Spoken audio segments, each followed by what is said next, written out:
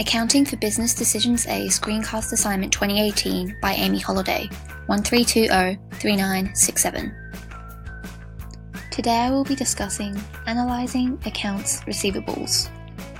So, what exactly is an accounts receivable? Well, accounts receivable is money owed to a company by its debtors. In simpler terms, this means it is money that a company expects to collect from a service or sale that they have provided to a customer.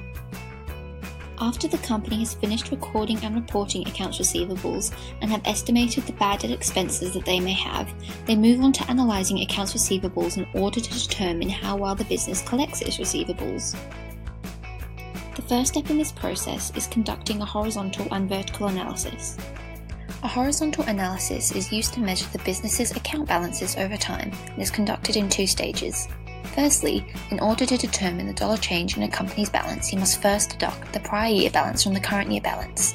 Then, to yield a percentage change, you divide this dollar change amount first calculated by the prior year balance.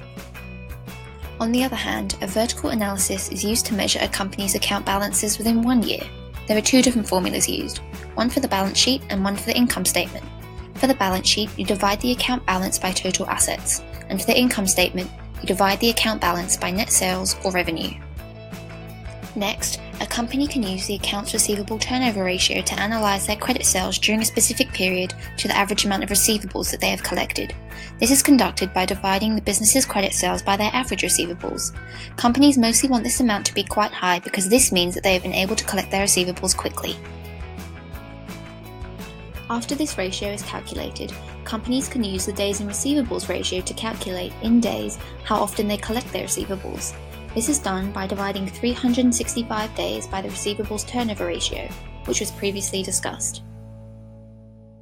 Additionally, a company can also use the allowance ratio to measure the amount of receivables that they predict to be uncollectible in the future. This is calculated by dividing allowance for doubtful debts by gross receivables, whereby gross receivables is net accounts receivable plus allowance for doubtful debts.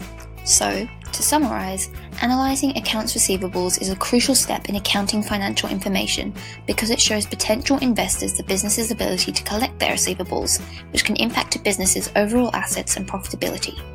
So, the various methods that encompass analysing accounts receivables include a horizontal and vertical analysis, receivables turnover ratio, days in receivables turnover ratio, and the allowance ratio. And that is how you analyse accounts receivables.